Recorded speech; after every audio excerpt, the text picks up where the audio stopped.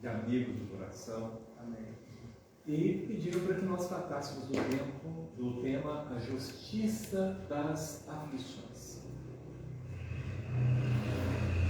O que é uma aflição? Vocês não sabem? Um de cada vez? Vocês não sabem o que é uma aflição? Sofrimento, a desesperança, a preocupação. Uma desesperança, uma preocupação. Inquietude, né? Uma inquietude. Várias dessas emoções, hoje nós sabemos que não tem nada a ver nem com a existência passada, nem com a existência atual. São só desequilíbrios da nossa alma. Porque quando a gente está aflito, pensando no futuro, preocupado com o futuro, a gente está gastando as nossas energias inutilmente. Se nós estamos gastando essas energias inutilmente, é uma inutilidade. E Deus não nos fez para a inutilidade. Trabalho é toda ocupação útil. Preocupação é inútil. Começamos assim. Porque quando a gente pensa na justiça das aflições, naturalmente nós estamos pensando na tradução da palavra aflição por sofrimento. Bom, nós precisamos separar duas palavras: dor e sofrimento. A dor é física, tem um conduto. O sofrimento, ele é mental, ele é espiritual, ele é da alma. Como assim? Tem gente que sofre mesmo depois da dor ter passado. Quer ver uma coisa curiosa? Você está com fome. Quando você vê um prato de comida e sabe que você vai comer, a fome passa. Se fosse física, só passaria quando o alimento chegasse no estômago. Como passou antes do alimento chegar, só de pensar que o alimento vai pensar, quer dizer que a gente tinha uma coisa na nossa cabeça, na nossa mente. Tá bom assim? Está chacoalhando isso aí, né? Porque normalmente a gente não pensa nessas variantes, nessas variações. Tem muita coisa que acontece dentro da nossa cabeça. A aflição é uma dessas coisas. O sofrimento é outra.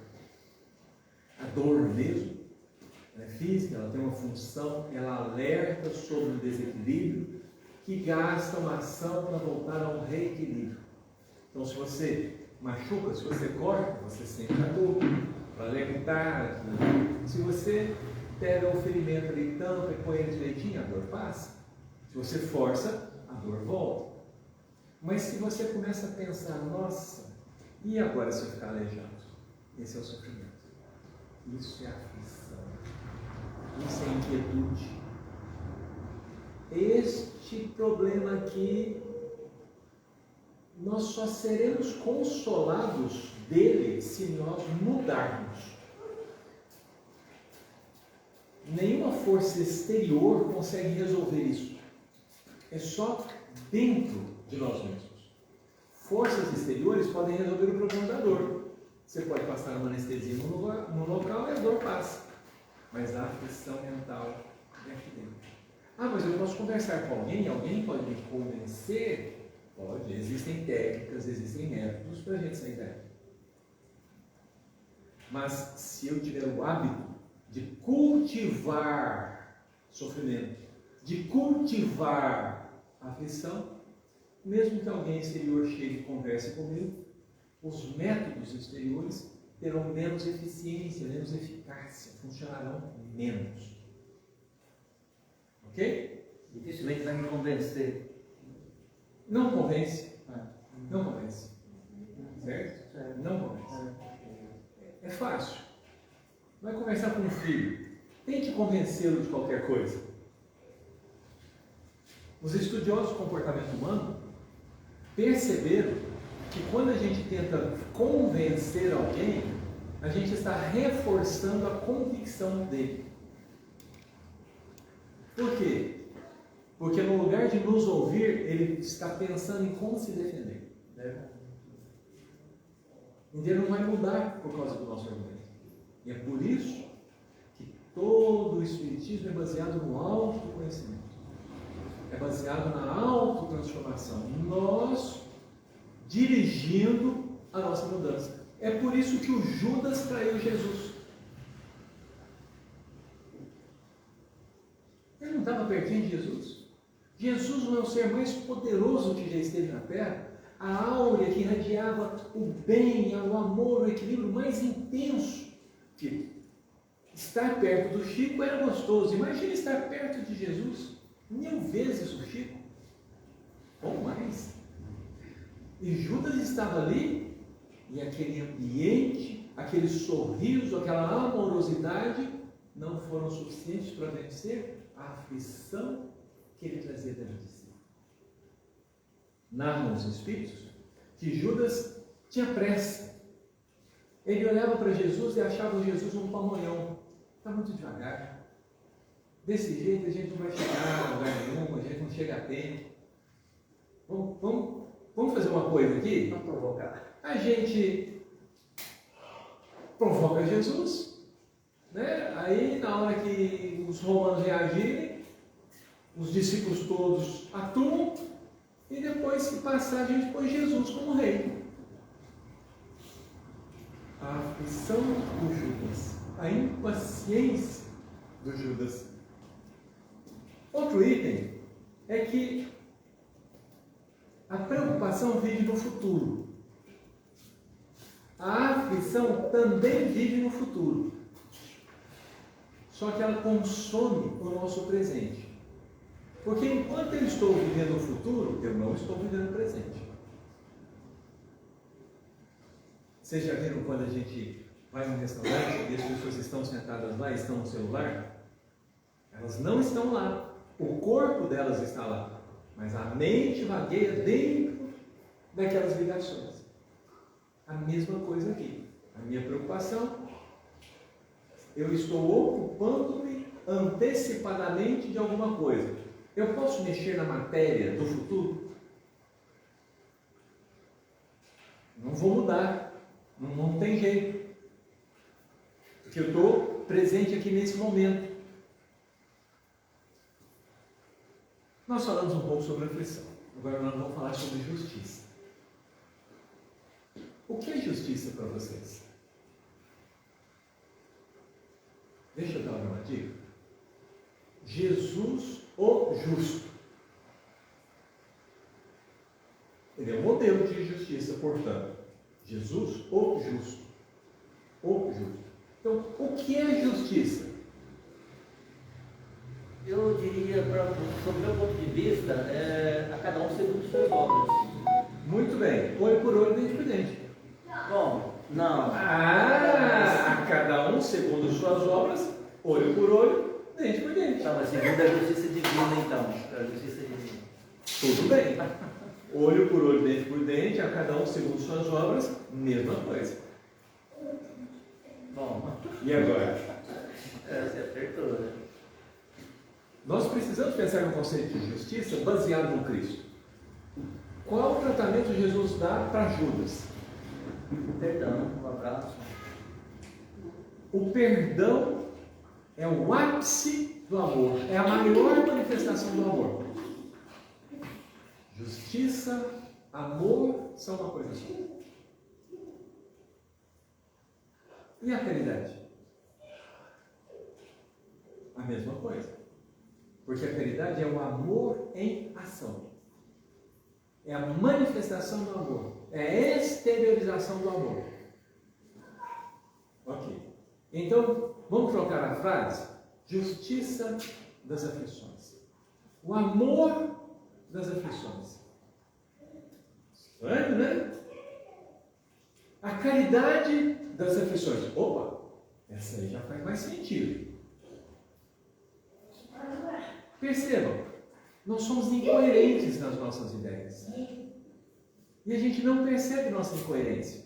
A gente repete tantas vezes que a gente acaba acreditando na coisa. A gente acaba acreditando nas mentiras.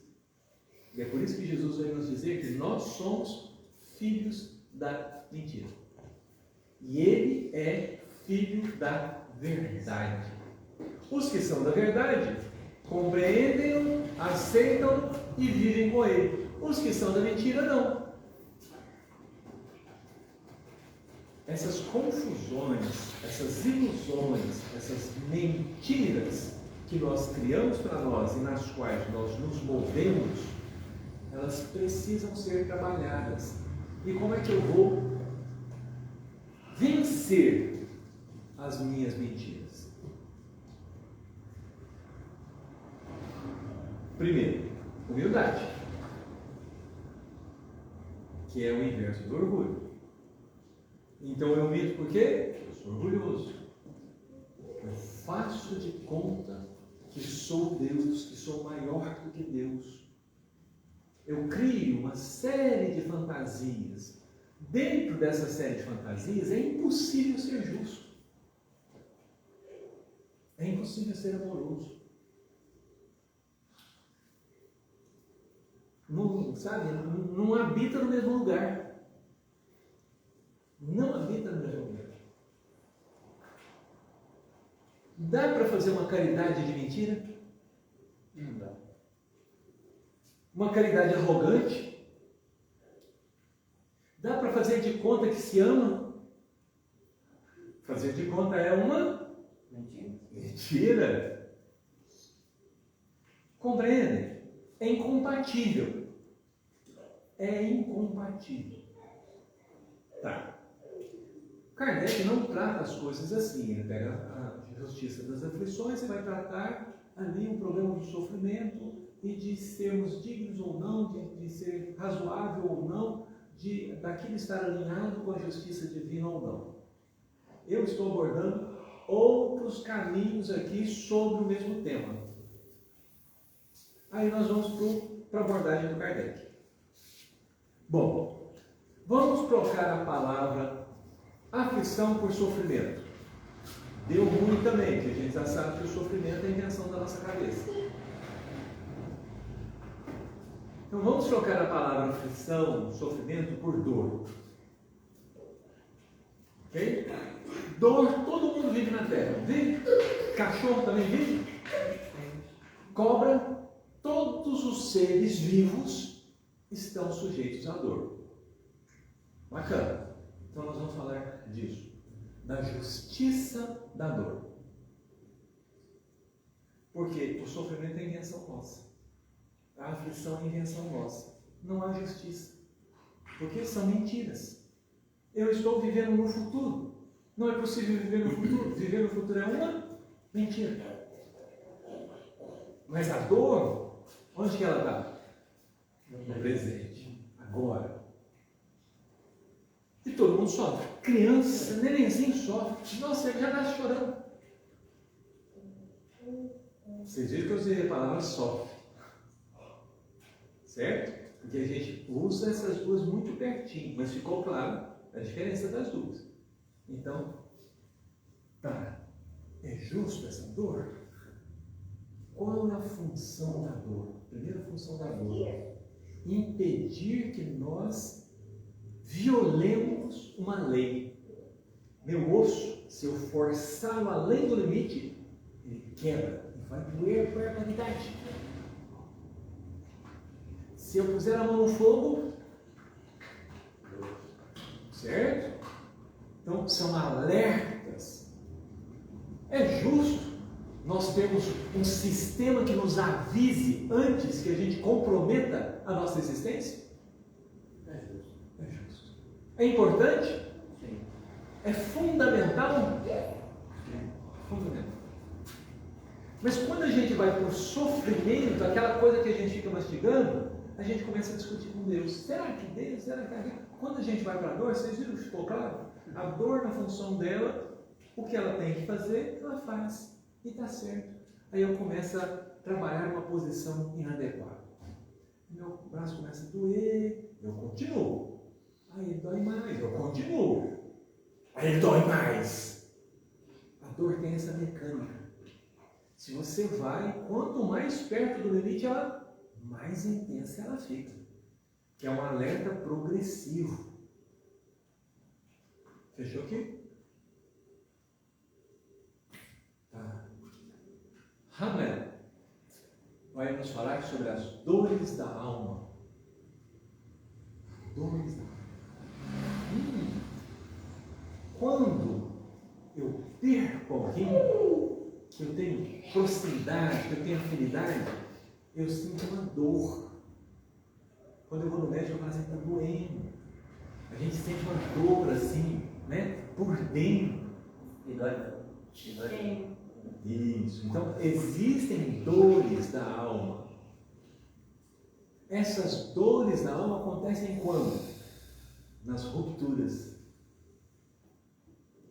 Nas rupturas. Curioso, né? Porque quando eu quebro um braço, é uma ruptura também, uma quebra. Os Espíritos nos dizem que nós estamos ligados fluidicamente. No livro Missionários da Luz tem lá o Segismundo.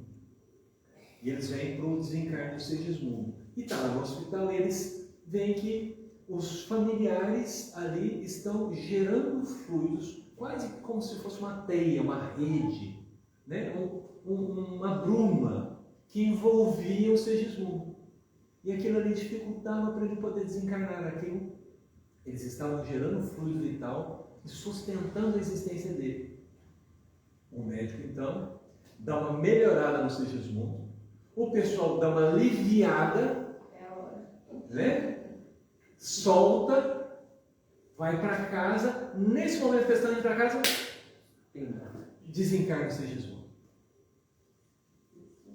Porque a gente tem vínculo, né? E aí vai quebrando esses vínculos, essas ligações fluídicas. A dor da alma vem dessa ligação do perispírito, dessas energias que ligam a mãe com o filho está lá do outro lado do planeta, ele está passando por um problema, a mãe sente do lado do cara. Tem uma ligação.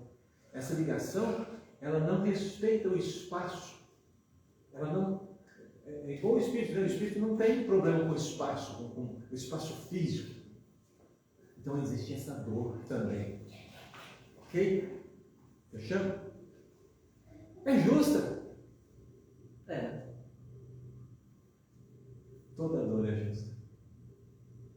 Porque ela tem uma função elementar de nos alertar com relação a uma quebra, a uma falta, a uma ruptura, a passar de um limite. O Kardec vai falar sobre... Primeiro, ele vai nos dizer que a maior parte do que nós passamos de ruim na existência, se nós olharmos a nossa consciência, nós veremos que foram decisões que nós tomamos. Que a maior parte das dores, e ali ele vai falar sofrimento mesmo. E ele está falando do sofrimento, desse sofrimento inútil. A maior parte do nosso sofrimento, não estou falando mais de dor, porque a dor é útil. A maior parte do nosso sofrimento advém de decisões, de escolhas que nós fizemos errado nessa vida mesmo.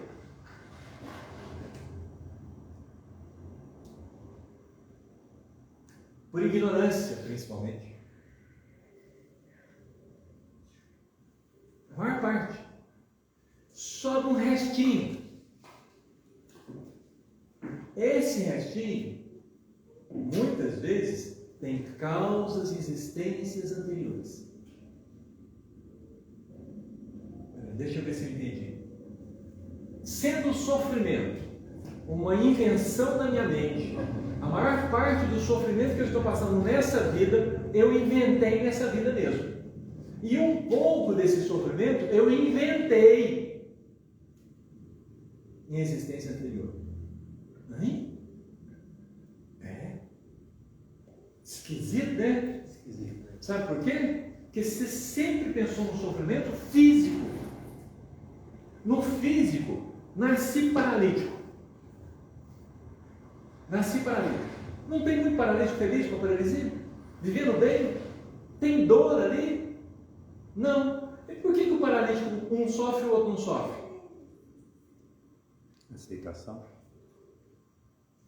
Tá? A nossa mente, orgulho, vaidade, nossos defeitos geram em nós uma insatisfação permanente, que é o que a gente chama de sofrimento. Porque tem gente levanta às 6 horas da manhã, sobe na cadeira de roda e vai caminhar. E a gente, tem que levantar, com as pernas. Né? Nossa, ter que acordar cedo. Eu vejo tanto essa frase. Não é um sofrimento? Nossa, ter que acordar cedo é tão ruim. Nós estamos falando disso, gente. Não, Manuel, mas eu estava pensando, paralisia a gente já resolveu. Cegueira, surdez, tudo a mesma coisa.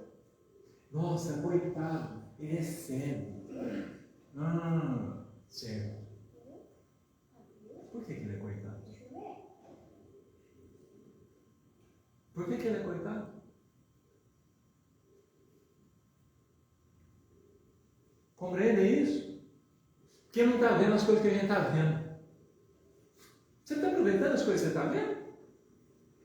Você está fazendo bom uso? Tem uma lição no Evangelho segundo o Espiritismo que ele vai falar assim para você: tu me procuras para que possas ver. Quisera eu que você estivesse feliz na sua cegueira, que você não está vendo o tanto de maldade que tem no mundo. É um outro ponto de vista, não é? Você, na sua cegueira, pode voar com os espíritos pelos mundos felizes. Aí um outro sofrimento. Tu é pobre, vê essas moças passando felizes e desejas estar no lugar dela. Se você soubesse as serpentes que estão nesses cestos. Compreendem como nós estamos enganados e criando enganos dentro da nossa cabeça? Então, gente, está falando de justiça de quê? O sofrimento que nós vivemos não é justo, porque ele não é verdadeiro. Ele é nosso. Ele é uma mentira que a gente vive. Uma mentira normalmente dada pelo nosso orgulho, pela nossa vaidade, pelo nosso egoísmo. Nossa! As ações da Bolsa caíram 5%. Eu estou 4 bilhões mais pobre. Elon Musk, 40 bilhões mais pobre. Que sofrimento, hein? Que sofrimento. Não é?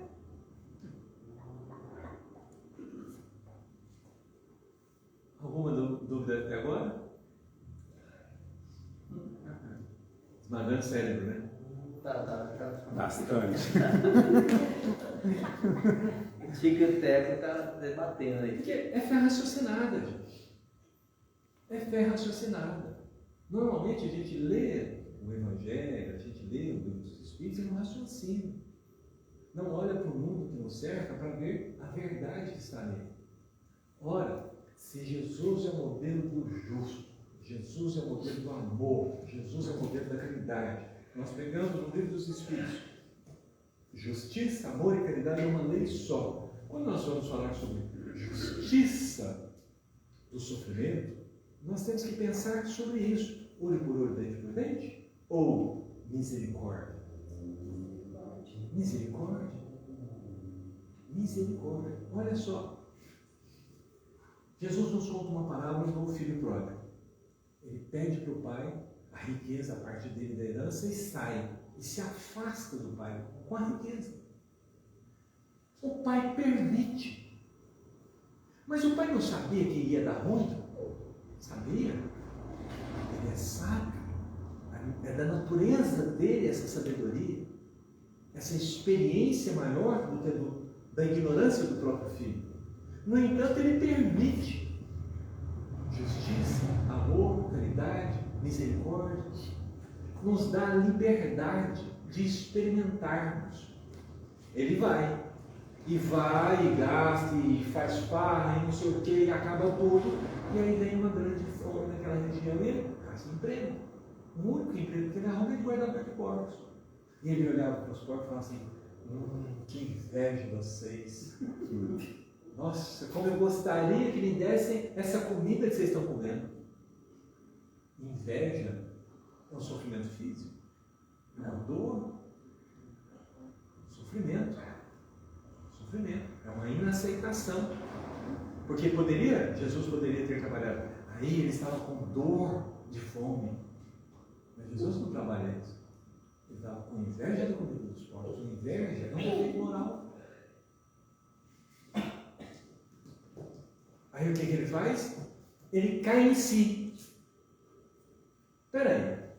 Na casa do meu pai, o último dos servos vive melhor do que eu estou vivendo. Já sei o que eu vou fazer. Vou voltar para casa. E chegando lá, vou dizer para meu pai: pai, me perdoa. Pequei como ser contra ti, não mereço ser chamado de filho, mas me aceite como servo. O que ele está fazendo? Ele está projetando a injustiça dele, as mentiras dele, no pai. Ele não é filho? Sim. Por que ele está falando que ele quer ser servo? Isso não é uma mentira? Ele vai deixar de ser filho? Nunca vai deixar de ser filho. Compreendem que está projetando no pai? Certo? Ah, me perdoa. Por que me perdoa? Ele me ama. O ápice do amor é o perdão. Por que eu tenho que pedir perdão para quem me ama? Normalmente a gente pede perdão para quem não nos ama. Nós rogamos para ele que tenha amor para conosco, para nos perdoar, porque o perdão não é o ápice do amor. Então ele está projetando um pai que não tem amor. Quem não tem amor? Foi ele que abandonou o pai. Está projetando. A gente faz isso, a gente projeta em Deus as nossas imperfeições. Por isso que a gente fala que as aflições, que os sofrimentos são injustos. A gente cria, e depois põe a culpa nele. Certo? E assim ele faz. Vamos ver o que é justiça, amor e caridade? A justiça. Quando o pai fica sabendo que o filho está voltando, ele sai correndo e o abraça de sacolejo. Porque quem ama encontra alguém amado. Só festa. Só festa. Não é um abracinho. Não é? Erra. Eu? Sabia que ia voltar. Agora tá aí de volta, né? Não. Vai lá, sacoleja perto. Tem amor. Isso é justiça, amor. Né? O que isso provoca nele? Lágrima. Aflição. Aflição. Ele afasta do pai e fala: pai, pequei contra você e contra ti. Não sou digno de ser chamado filho. Me aceita como teu servo. Gente, um pai está em lágrimas de alegria, está abraçando o danado menino, e o menino afasta para falar que quer ser servo. Entenderam a aflição? Não mereço. Não mereço. Viu? Não mereço. E o que recebe? Amor. É olho por olho, dente por dente? Não. É, eu dou para você o que você fez para mim? Não. Entendeu? Sim. É amplo. É infinito, porque o amor não cessa em quem ama. Nunca. Eu te amava. Está errado. Não tem passado no amor. Eu te amo. Eu te amei, né? Te amei. Ah, não. É alguma outra coisa. Porque o amor, ele é com a própria essência divina eterna. Então ele vem nesse abraço, nesse carinho, afasta, projeta, né? Não quero, não mereço, não posso ser amado assim. O Judas foge. O Pedro foge. E o que Jesus faz? Oh, Pedro, vem comer um peixe aqui, joga a rede na direita.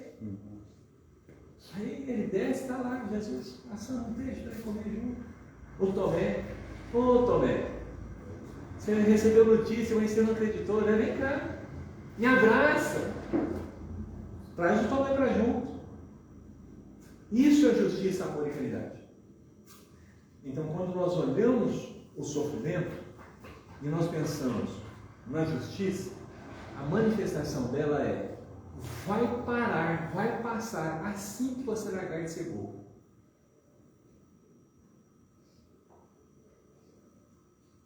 Assim que você largar de ser ignorante. Assim que você se autoconhecer. Assim que você vê a verdade, você se liberta dessa pressão. A justiça não é olho por olho, dente por dente. Os argumentos de Kardec são nessa linha, para nos mostrar, a nível de orgulho, e de uma maneira delicada, uma maneira bem delicada. Você olha, o que você está sofrendo é porque você fez alguma coisa que justificasse esse sofrimento. Ok? O sofrimento do espírito, depois que ele desencarna, isso intrigava Kardec. O espírito se manifesta aqui e fala que está doendo, mas ele não tem mais corpo. Ele fala que está com frio, mas ele não tem mais corpo. Ele não está numa dimensão que tem frio, tem calor. Como é que é isso? E os espíritos falam assim: ele leva as impressões do que ele vivenciou durante a estadia na carne. Impressões. Está tudo na cabeça dele. Tudo na cabeça dele. André Luiz, nosso lar, está lá com aquela feridona. Aí vai para o hospital. Aí chega o Lízias e dá os passos ali, cicatriz. Está sarado. Aí ele vai, um ano depois, vai visitar a esposa. Chega lá e fica bravo porque tem um Ricardão no quarto dele, né? A viúva casou. Mas ele curou o Ricardão depois. Né? Aí está lá, o que acontece nessa hora? A ferida abre. Então, onde está a ferida? Na mente. Na mente, gente. Na mente. O irmão Jacó, presidente da Federação Espírita Brasileira, desencarna. Chega no céu, chega na cidade espiritual, sem luz. Eu ouvi? Chega lá sem luz. Aí os padres coletam ele. E aí, Jacó? Tem luz também não, Jacózinho? Cadê aqueles discursos bonitos que você fazia para nós? E o Jacó envergonhado. Vai ter uma festa no plano espiritual. Bittencourt Sampaio, Antônio Saião, aqueles espíritos enobrecidos, luminosos. O Jacó vê que eles estão chegando e vai assim, disfarçadamente esconde. Esconde. Uma festa de luz e ele está aflito. E o que os espíritos fazem? Não tocam no assunto, são discretos, eles são misericordiosos. Os espíritos, quando descem até nós, eles apagam a própria luz para não nos ofuscar. Eles têm que fazer isso? Não, eles fazem por misericórdia. Por misericórdia. Aí o irmão Jacó vai passando o tempo, uma hora ele se interioriza e ele percebe assim, e ele realmente pede perdão para aqueles espíritos que ele tentava doutrinar, e aí, de repente, os espíritos tudo fazem.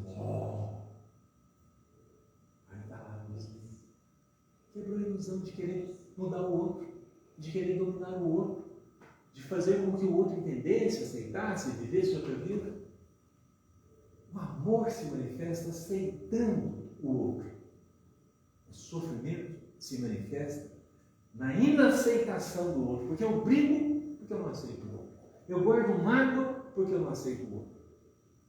Eu mato, eu roubo porque eu não aceito a riqueza do outro, a felicidade do outro.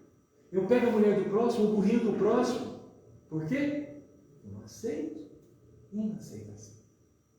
Inaceitação. Causa das nossas aflições. Todas dentro da nossa cabeça. Cessarão quando nós conhecermos a verdade. Porque a verdade nos liberta. Por que a verdade nos liberta? Porque ela vem sempre de mãos dadas com amor, com a justiça e com a caridade. Que a paz do Cristo nos envolva a todos. Que assim seja. Que assim seja.